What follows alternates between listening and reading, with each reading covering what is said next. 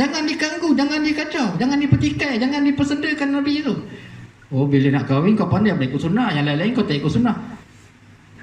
Jangan. Memang dia nak tegur, dia nak nasihat sebenarnya. Orang-orang yang kahwin 3, 4 ni semua tak betul, dia kata.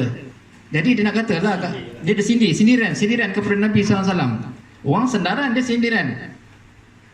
Benda ni pun jangan cakap, jangan sentuh perkara tu. Kahwin lah. Yang kalau tak betul, kita tumpu kepada yang tak betul. Jangan kau libatkan semua sekali.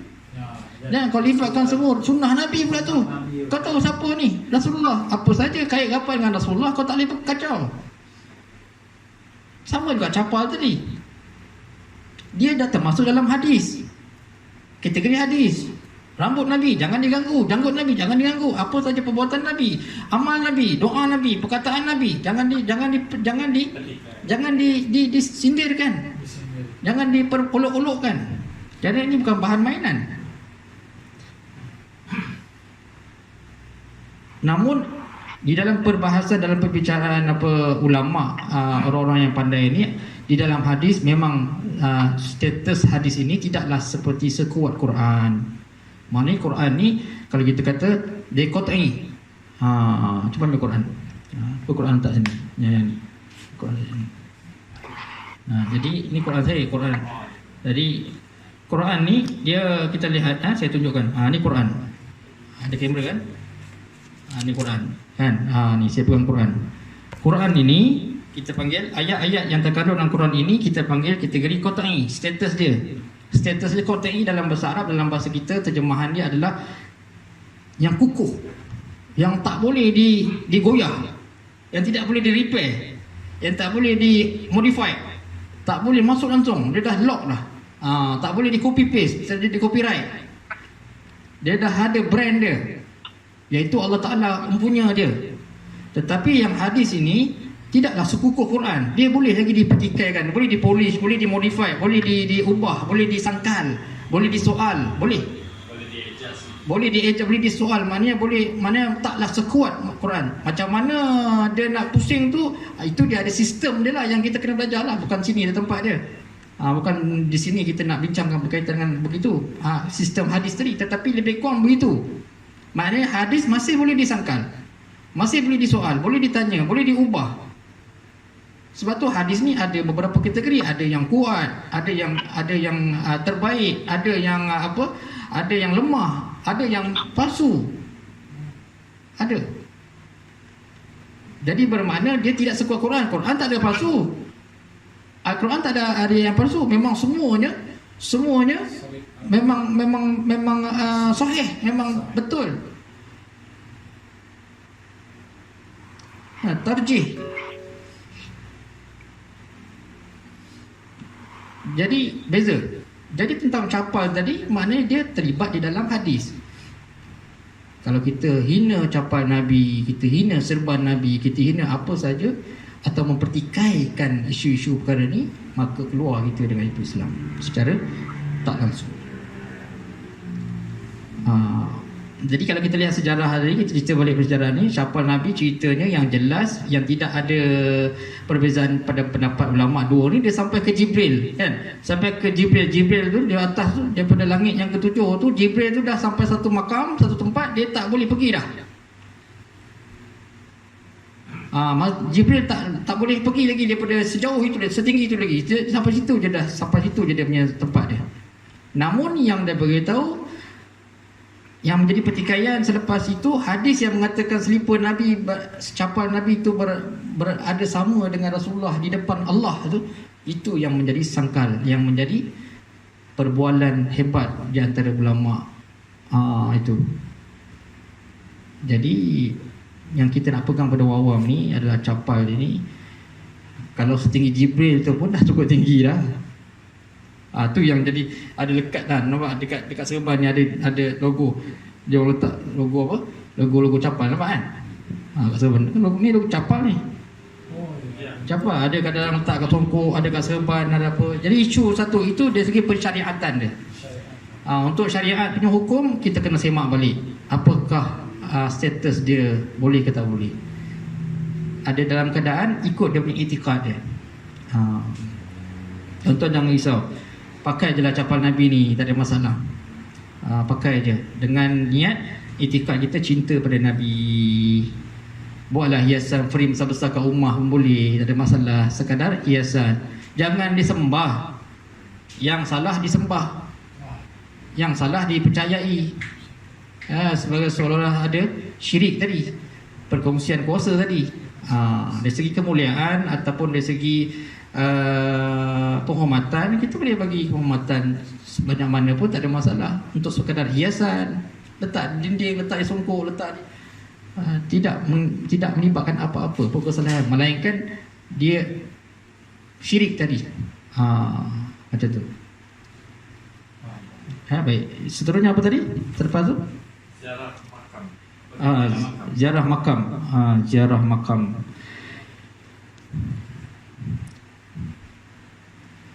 Dia umpama macam ni apa nama yang ambil syafaat tadi lah, yang berawatan 7 air, macam tu lah makam ni. Orang datang ziarah atau ambil syafaat. Ya, baik. Kita nak melihat di mana salahnya dari segi tauhid. Ziarah makam wali-wali tadi. Kita hari ini memang ramai yang terkeliru tentang berkait wali-wali punya makam ini. Ramai yang terkena lah, terlibat dan terbabit kan, bila tengok. Yalah, kadang-kadang terkesan dengan suasana, terkesan dengan kekuatan wali tadi. Ada karomah-karomah, kelebihan yang Allah bagi pada seseorang ni tidak sama. Jadi kita orang biasa terlihat dan ternampak serta terkesan. Jadi apa yang berlaku tuan-tuan yang dimati Allah, kita rujuk kepada dia punya tauhid. Kesalahan yang menjadi di makam wali ini, kesalahannya apabila membuat penyembahan, menyembah kubur. Dia macam tu. Ziarah tak ada masalah. Nak ziarah alhamdulillah, lagi bagus.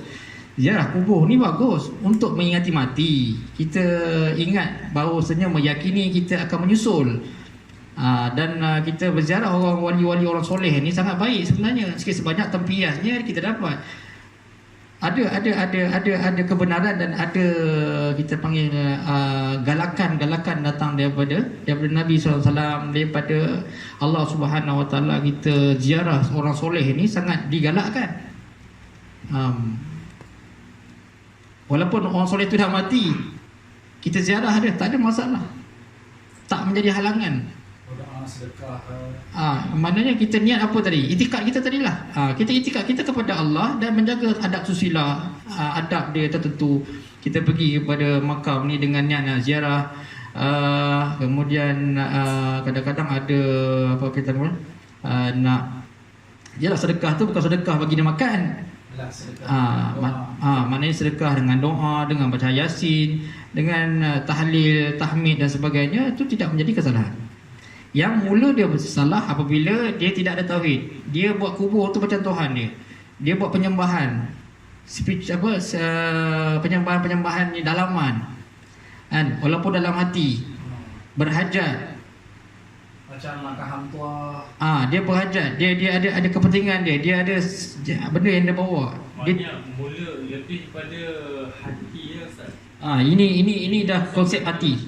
Ini dah kolbi, dah masuk ke kubur. Tapi oleh kerana sebab dia dah perbuatan, pergi ke kubur tu dah perbuatan, tak apa, kita boleh lagi ulas sebahagian daripada tu. Maknanya balik kepada, merujuk kepada. Sebab tu bila sekadar duduk dekat makam wali itu, kita tak boleh cam dia, kita tak boleh tangkap dia, kita tak boleh nak judge, kita tak boleh hukum dia.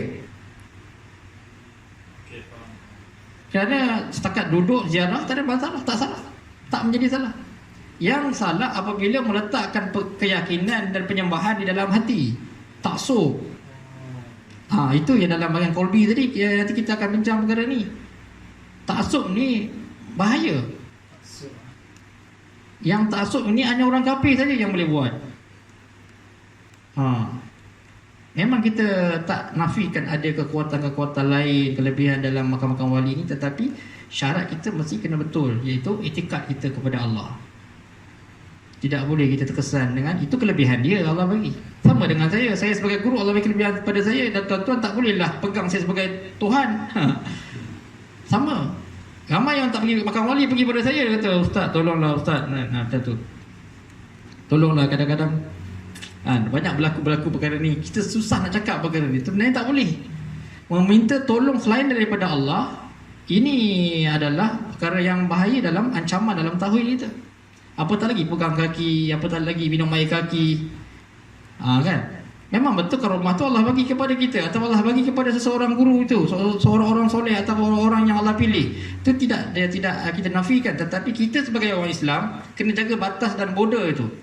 Kita tak boleh sampai hampir, sehingga kan ada hadis Nabi SAW melarang kita merukuk. Janganlah kamu merukuk dan sujud kepada makhluk. Rukuk pun maknanya memberi penghormatan macam seolah-olah nak rukuk dah. Pun tak boleh, terlalu tunduk sangat. Jadi kalau macam rukuk, penghormatan ni pun maknanya kalau sikit tu boleh lah. Tapi dia kata sampai rukuk, mana rukuk ni maknanya sampai dah hampir-hampir ke separuh. oh ya. Yeah. Tidak dibenarkan sebenarnya. Selalu orang Jepun lah. Orang Jepun kan. Tidak dibenarkan. Cara dia macam tu. Kalau orang Hindu dia pegang kaki kan. Dia sentuh kaki. Tidak dibenarkan. Menghormati melampau. Macam tu. Itu boleh meletakkan risiko tauhid kita. Rosak iman kita, rosak akidah. Tapi kalau pada mak kita pegang kaki dia tak kan. Ada lagi dia punya perbahasan itu. Oh ya. Yeah. Masih ada. Bukan dia kata kerana mak kita boleh buat juga, tak boleh. Ada dia tak boleh je. Wow. Maknanya apa yang Allah nak, apa yang Nabi nak adalah benda tu dia yang telah ditunjukkan, yang simple, yang sedang. Yang sedangnya tak perlu sampai nak menyembah ibu pula. Kesalahan tauhid kita pada hari ini, kalau kita lihat di mana contoh agama Yahudi. Sebelum datangnya Nabi Muhammad SAW, sebelum datangnya Islam, agama Yahudi ini adalah agama Nabi. Betul? Nabi-nabi dulu, Nabi Musa, Nabi Israel kan, Nabi Musa, Nabi yang atas sana, yang mereka berpegang kepada Allah Subhanahu Wa Taala sebagai Tuhan, tetapi akhirnya telah disingkirkan umat tu daripada akidah yang asalnya betul. Disingkirkan. Kenapa Yahudi disingkirkan? Dulu dia agama Allah, agama Nabi. Kenapa sekarang disingkirkan?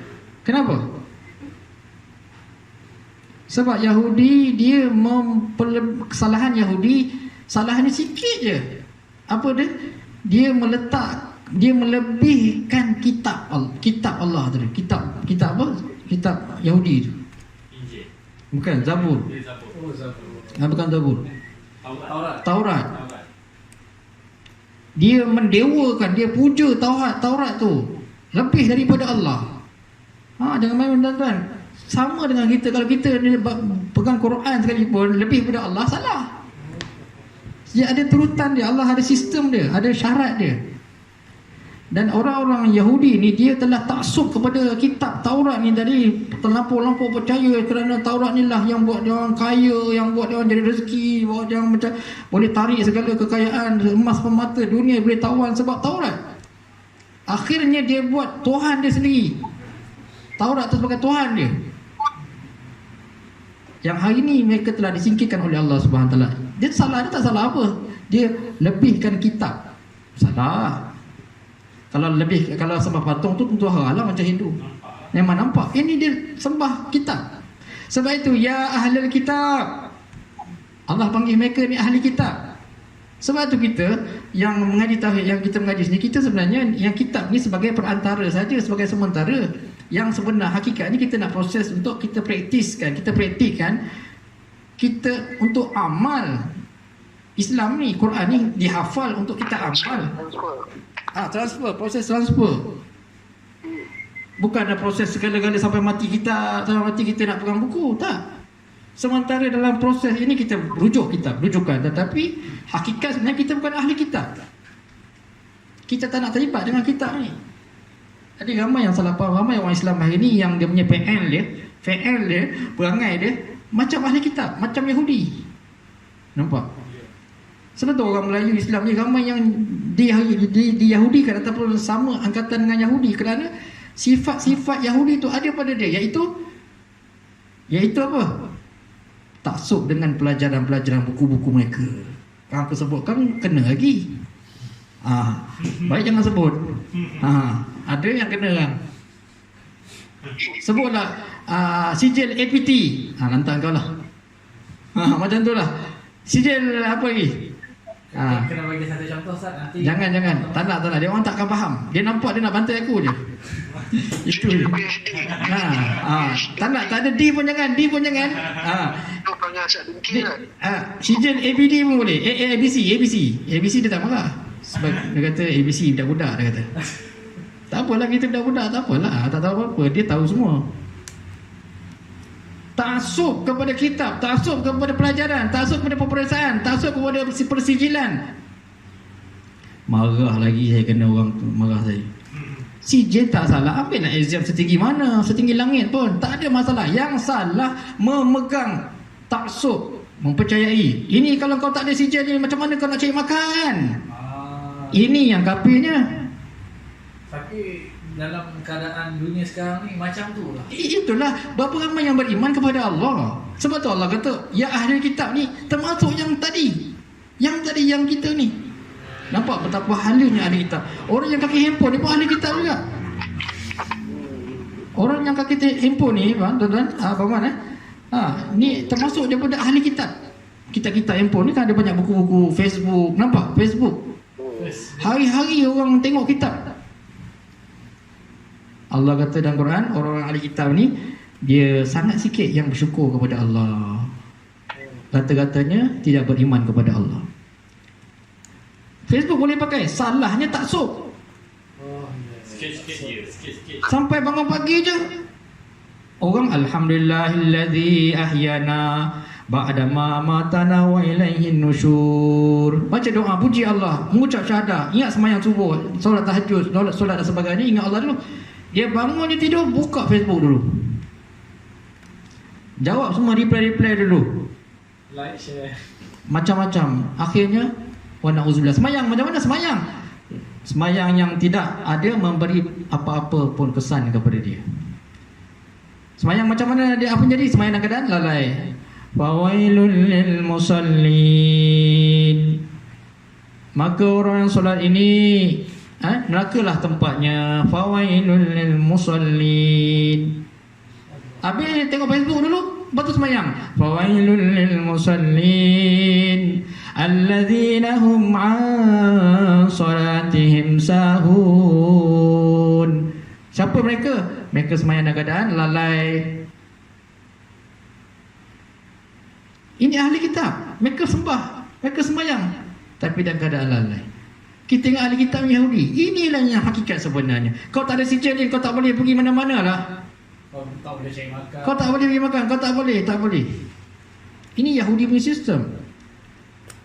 Salah Yahudi. Ni Allah marah Yahudi sangat ni sebab Yahudi telah menduakan dengan sistem ini tadi. Dia telah menduakan Allah. Dia tidak yakin kepada Allah. Dia tidak letak Allah sebagai pemberi rezeki. Dia letak kepada sistem pembelajaran dia. Ilmu dia yang dia ada. Sistem itu yang kaedah pelajaran itu yang buatkan, okey, tangga gaji kau 1,000 sebab kau ada sijil ni je. Kau tak boleh pergi lain dah. Kau tak boleh tangga ni. Aku tak cakap sijil apa ni. Itu yang kita cakap kan anak kita pun sekali.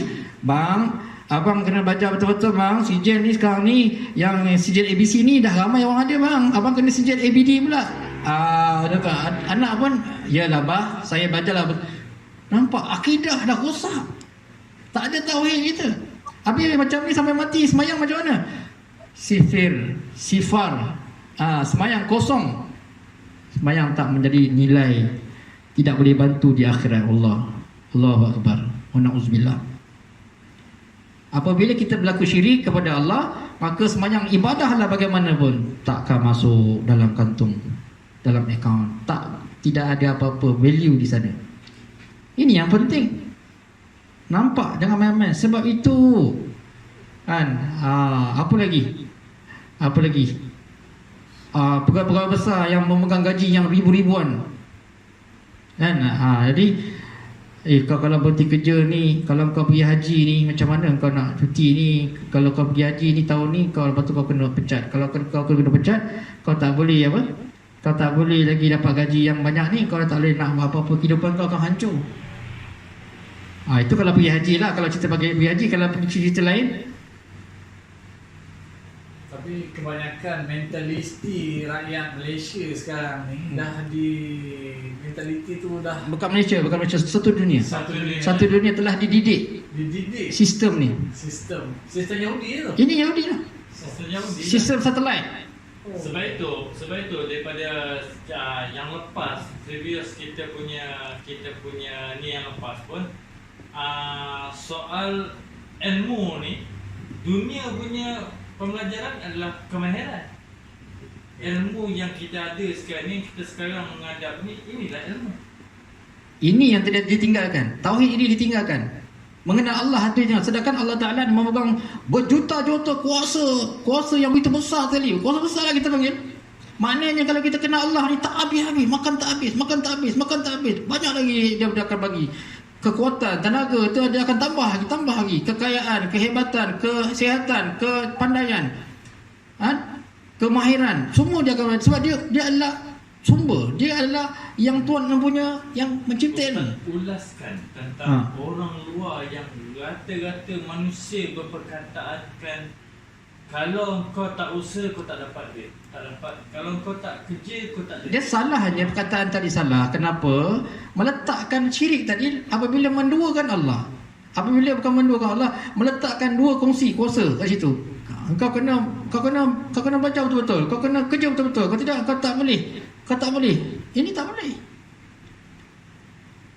Bagi membengkok orang tu bekerja sampai 24 jam. Tak boleh. Ini tak boleh di dalam sistem tauhid. Ini salah dari segi undang-undang tauhid. Tuan-tuan boleh cek. Dia kata percaya, boleh semak balik. Ada undang-undang tauhid. Ada undang-undang tauhid. Kalau kita lihat dari segi dia punya Pembelajaran macam ni dekat Malaysia dah. memang itu pasal kita kena belajar. Kita lihat kepada dia punya hadis-hadis yang bukan hadis, dalil dah ada dalam Quran, dalam hadis, di dalam kalam Nabi sallallahu alaihi wasallam. Kita lihat dalam innamal ilmu bita'allum. Yang mana kita sesungguhnya ilmu ni yang kita kena belajar ini. Maknanya kita kena berguru. Yang maksudnya guru yang faqih, yang mahir. Bukan guru YouTube Bukan guru-guru yang datang daripada benda yang mati. Radio, TV, YouTube, internet dan sebagainya. Ini haram di segi istilah konteks ilmu dia. Belajar tauhid kat mana? Belajar tauhid dengan Google. Haram. Tak sah. Kita dipanggil curi ilmu. Curi ilmu ni tidak ada mendapat keberkatan, malah dihina oleh Allah Subhanahu Wa Taala. Wallahu alam. Baik. Soalan 3 ada Antan maju. Baik, jadi berkaitan sambung sikit tadi. Abang Man ada nak tanya berkaitan ulas tadi yang kita ulas tadi. Dari segi ilmu tadi. Ya, betul Ustaz. Tentang kefahaman ilmu ni macam payah nak serat ke anak-anak. Sebab tu kalau boleh kita niat mengaji sama, betul tak? Ya, betul. Kalau boleh. Betul. Solat jemaah sama, ngaji sama. Baik dia jangan macam taksub sangat dengan subjek pelajaran dia. Betul. Dia menjadikan dia melampau-lampau sangat. Kalau aku ni tak periksa, tak boleh. Dia cakap sendiri tu. Ya. Sebab itu Abang Man, kita sebagai satu motivasi, tauhid ni sebagai kita punya medium motivasi kita, kekuatan iman penting. Kalau seorang pelajar, hari ni kita pergi sekolah ke sekolah, kolej ke kolej, universiti dan juga akademik, bahagian akademik, kita membantu mereka dari segi tauhid. Kita cakap sampaikan pada mereka yang mana mereka kena kukuhkan hubungan dua hala dengan Allah Subhanahu Wa Taala. Barulah kita ada kekuatan. Dan apabila mereka taksub kepada pelajaran, taksub kepada pendidikan, taksub kepada subjek-subjek dan persijilan, sijil-sijil yang telah ditetapkan oleh pihak-pihak tertentu, dan meletakkan harga-harga nilai-nilai gaji, tangga-tangga gaji asas yang diletakkan, diumpankan di sebalik sijil tersebut, ini yang menjadi satu perkara yang merosakkan kita sebenarnya. Kita tidak akan jadi apa-apa. Kita akan, anak-anak kita akan rosak iman dia, rosak akidah tauhid. Kita salah jalannya. Sebab tu dalam Fatihah kita baca siratal ladzina an'amta alaihim ghairil maghdubi alaihim waladdallin.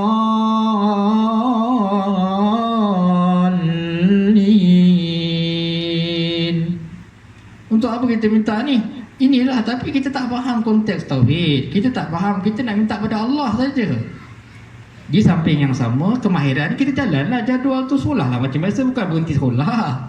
Bukan suruh berhenti sekolah, bukan suruh cakap nak koyakkan sijil tu, tak. Tetapi nak meletakkan tempat yang betul. Jangan langgar tauhid kita. Sijil lah. Saya sendiri pun ada sijil. Banyak sijil kita dapat. Alhamdulillah, tanda kita belajar berjaya. Alhamdulillah. Tetapi yang salah tadi mempercayai iktikad kita kepada sijil boleh bagi makan.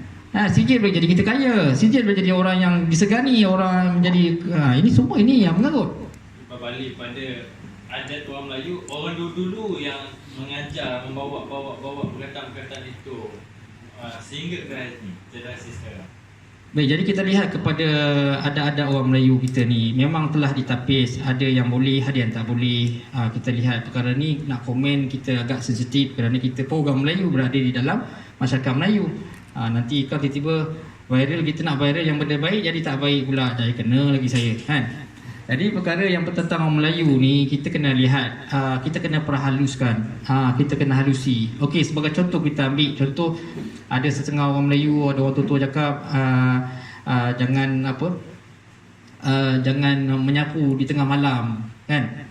Jangan sapu tengah malam, nanti kau akan jadi kemiskinan. Sebagai contoh, ni orang Melayu cakap. Tuan-tuan dan dirahmati Allah, kita dah rujuk kepada orang alim. Kita belajar dalam isu tauhid ini. Kita kena perhalusi perkataan-perkataan ni. Kita tak boleh hukum terus, mempercayai, mengatakan mereka syirik, tidak. Kadang-kadang dari segi bahasa tu macam tu, tetapi isinya lain. Kiasannya begitu. Tapi sebenarnya dia nak meletakkan mesej yang sebenarnya tak sama dengan kias dia. Maknanya dia ada maksud yang lain, kita kena tengok, semak balik. Kita tak boleh terhukum yang ni tak boleh ni, percaya pula penyapu boleh jadi miskin pula. Tidak, dia jadi miskin ni. Contoh pertama tengah-tengah malam sapu, yang orang dulu tak bagi. Dulu rumah kat kampung, bila kau sapu orang sebelah dengar kuat, orang sebelah nak tidur malam mengganggu. Jadi bila mengganggu, esok dia nak tidur, esok nak pergi kerja. Dia dah tak boleh kerja, malam tak boleh tidur, kau menyapu sebelah, dia pun tak boleh tidur. Bila dia tidur, bila siang dia tidur, tak dapat makan. Dia nak pergi menoreh ke, hasil tak ada, jadi miskin lah. Jadi kiasan yang dia bagi orang lama ni kita kena semak balik. Kita tak boleh hukum mereka begitu. Ada kata lain, jangan potong kuku pada waktu malam kan. Pernah dengar kan? Dia sebenarnya bukanlah ada apa-apa pun pantang larang kat situ. Tidak ada meletakkan syirik pun pada saya lah, pada kita dah rujuk pada orang alim. Kalau kita tanya mereka, kerana malam pada waktu zaman dulu tak ada lampu. Bila tak ada lampu, bila potong, bahaya, memudaratkan pada orang yang potong kuku. Tak ada karen, tapi sekarang ni dah ada karen, kau ketip je lah kan. Dulu pakai berita, kadang-kadang sama-sama, orang tua tu tak bagi. Bahaya lagi pun, mungkin tak ada pemotong yang macam sekarang.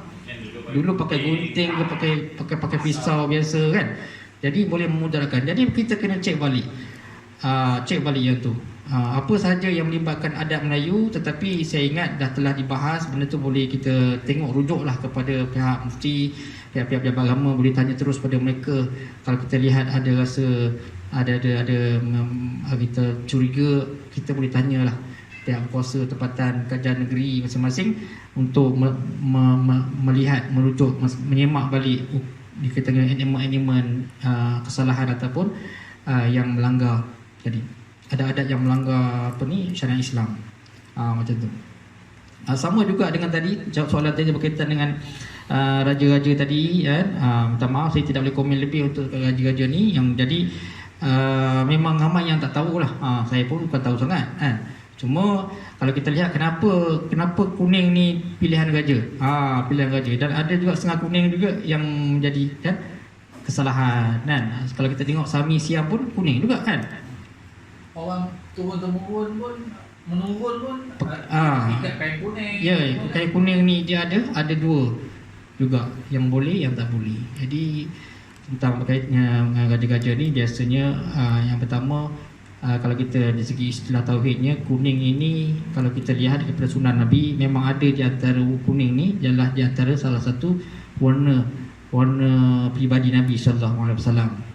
Memang ada dalilnya.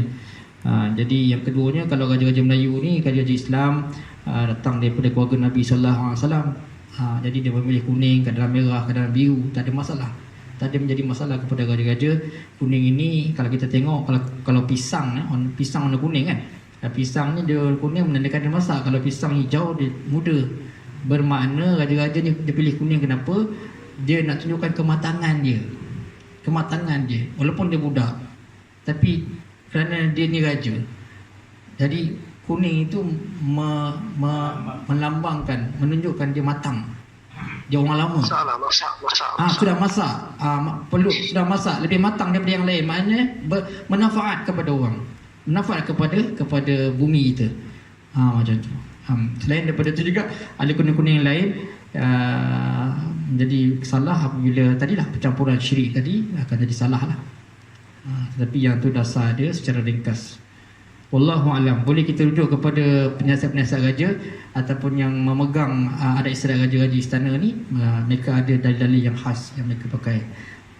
Dan syariatnya pun berbeza dengan kita. Wallahu alam. Ya, Bang Man. Jelas. Satu nak tanya Ustaz. Ya. Tentang orang dulu, cara kaedah berkatan. Pakai mandi sungai, lepas tu ialah kaedah. Nak tanya Ustaz, berkaitan dengan berkatan orang dulu, kaedah dia nak kena bersunat lah. Orang lelaki ni kan, kecil-kecil mandi kat sungai, berendam dalam sungai, lepas tu diarak ke, adalah beberapa perkara kalau buat, lepas tu pantang-pantang sebelum ni jangan makan tu, makan ni, dan kaedah begitu. Dia jadikan macam meraihkan dan macam majlis lah untuk sebelum berkatan tu. Adakah kaedah itu atau cara itu Sambutan. macam mana? Minta Rasulullah. Tadi pun juga termasuk kepada adat orang Melayu yang telah dikupas lah di dalam ulama-ulama tauhid, yang mana kita kena semak secara terperinci. Yang penting kita tak boleh hukum sesuka hati, kerana benda ni ada di bawah ilmu-ilmu telah ditetapkan oleh orang kata law dia lah. Jadi saya kena rujuk perkara tu lah. Kena rujuk perkara tu dari segi dia punya terperinci lah. Jadi kita pun tak terlibat dengan sunat tu kan, di zaman tu. Kita setakat ni kita tak ada dapat apa-apa maklumat lah, laporan. Tapi dari segi yang lain, kita lihat sekiranya tidak melanggar apa-apa syarat tauhid tadi, tidak ada perkongsian kuasa, tidak ada apa-apa mungkin menjadi soal agak sebab janggal, jarang diguna pakai ataupun tidak diamalkan. Sebagai contoh mandi safar, mandi-mandi yang buang sial. Mandi-mandi buang sial ni memang jelas, kerana memang jelas salahnya, haramnya, telah diharamkan. Dulu diamalkan oleh semua orang Melayu, sekarang telah diharamkan. Mandi safar, mandi bulan safar. Bulan safar ni dia kata bulan-bulan sial lah, bulan-bulan yang tak elok safar. Jadi mereka pergi mandi ramai di laut untuk buang sial. Jadi dalam masalah buang sial ni memang ada masalah. Buang sial ni maknanya ada kesalahan di situ lah. Mempercayai sesuatu perkara tu mendatangkan sial, mendatangkan keburukan kepada kita. Itu adalah hanya kepercayaan yang tidak sepatutnya kita buat. sebagai orang Islam. Itu yang jadi salah. Tadi yang kita bincang tadi, mempercayai satu perkara kubur tadi membawa kebaikan bagi kita kan. Yang ni keburukan pun tak boleh. Mempercayai, meyakini, itikad dia berubah. Dia percaya kubur bawa manfaat kepada dia pun salah. Mempercayai bulan-bulan Safar ataupun apa-apa saja yang sial kepada dia pun jadi salah. Dua-dua pun salah. Kerana baik dan buruk datang daripada Allah.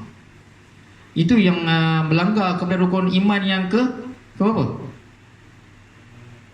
Rukun iman yang ke-6, qada dan qadar Allah, datang daripada Allah. Qada dan qadar ni maknanya baik buruk datang daripada Allah. Kita kena beriman, kita kena mengaku, kita kena percaya, kita kena pegang. Kalau tak kita langgar rukun iman yang ke-6 tu, maka tinggal 5. Tak sah kita punya iman kita. Tak sah kita punya Islam kita. Terbatallah Islam kita. Tapi yang selalu saya dengar, yang baiknya datang dari Allah, yang buruknya atau kesilapannya daripada kita sendiri. Itu macam mana? Ya, itu adalah istilah hamba kepada Tuhannya. Okey, baik Ustaz. Kan jangan dikeliru. Itu istilah hamba kepada Tuhan dia. Tetapi Allah ada beritahu, Allah dah maklum dalam Quran, dalam ayat tadi, Allah maklum kepada dia semua baik buruk daripada Allah. Atas izin Allah, biiznillah. Datang daripada izin dan kebenaran daripada Allah. Hatta kalau iblis yang ada pun pada hari ini pun atas izin Allah. Sihir yang berlaku pada hari ini, yang penyakit corona ni yang berlaku, yang hancurkan semua manusia ni pun atas izin Allah. Itu keburukan lah kan. Kemudaratan pun datang daripada Allah. Keizinan daripada Allah. Datang daripada Allah. Jelas. Qada dan qadar itu datang daripada Allah. Jelas. Tetapi yang bahasa tadi cakap, yang baik datang daripada Allah, yang lemah datang daripada diri saya, itu adalah kalam hambanya kepada Tuhan dia. Yang tadi kalam dia semua. Yang kata semua datang daripada dia tu, memang dia yang kata tu Allah lah. Tapi kita pun cakap, takkan kita nak cakap macam tu? Yang baik datang daripada Allah, yang tak baik pun datang daripada dia juga. Saya okey je. Saya okey je, saya tak ada apa-apa dosa dah ni. Macam tu. Jadi itu kalam manusia. Kalam kita sebagai hamba nak cakap pada Tuhan dia. Yang baik datang daripada Allah. Kita meletakkan satu penghormatan kepada Allah. Yang buruk memang datang daripada saya. Yang hina datang daripada saya. Yang lupa datang daripada saya. Al-insanu dha'ifa. Dalil dia, insan dha'ifa, iaitu manusia penuh dengan kelemahan. Yang lemah datang daripada saya. Yang kuat datang daripada Allah. Yang hebat datang daripada Allah. Yang benar datang daripada Allah. Yang lemah, yang tipu, yang rosak datang daripada saya. Yang hina daripada saya. Ini kalam kita. Itu mana manusia tu kan? Manusia tu banyak mana lemah. Ya, betul. Tergesa-gesa. Betul, itu pelajaran kita yang lepas kita pernah belajar tu. Tapi kebanyakan orang keliru dengan dua-dua maksud tu. Dia ingat sama. Maksudnya? Yalah, dua-dua maksud tu, kita kepada Allah dengan qada dan qadar tu. Tak nampak. Sekarang menjadi perbahasan ni. Ini pun jadi bahas juga. Apa sah pula daripada kau pula? Semua daripada Allah. Dia marah pula. Dia marah pula. Kan kita sunnah wal jamaah. Kan dia kata kita berhukum pada dia semua kan. Atas kuasa Allah semua kan. Itu pun tak boleh kan. Sebab kita bawah sunnah wal jamaah. Kita tengah-tengah. Betul. Abang memang bijak. Memang tepat dah tu. Maknanya kalau kita semua pada dia, kita panggil Jabariyah. Kita panggil Jabariyah ni kumpulan yang mana meletakkan semua Allah Ta'ala. Tak payah makan, Allah bagi kenyang. Macam tu. Tak payah kerja, Allah yang bagi rezeki. Meletakkan 100% kepada Allah, tanpa usaha, tanpa mengenal diri, tanpa mengaku diri sendiri itu sebagai hamba. Semua gantung kepada Allah. Biarlah Allah yang buat semua. Ini Jabariyah yang ni melampau Islam, terlampau dalam agama. Tak boleh. Jadi kita kena letakkan Ahli Sunnah Jamaah ni, dia balance, dia seimbang. Allah yang segala-galanya kebaikan dan kita adalah kelemahan. Macam tu. Kita buat pengakuan. Baik. Abang Azhar ada apa-apa? Ya Paman. Lagi satu, bila dia kata ini semua atas kuasaku, dia kata itu apa? Dia bawa apa? Bukan Jabariah. Tadi Jabariah ada lagi satu yang dia kita pecah dia lagi satu. Tazilah. Pandai. Dia Tazilah. dia ciri-ciri dia macam mana? Macam mana sah? Ciri-ciri dia. Tegang sikit. Google. Apa Tak ingat. apa Dia kata semuanya aku. Dia kata aku yang berusaha, aku lah yang dapat.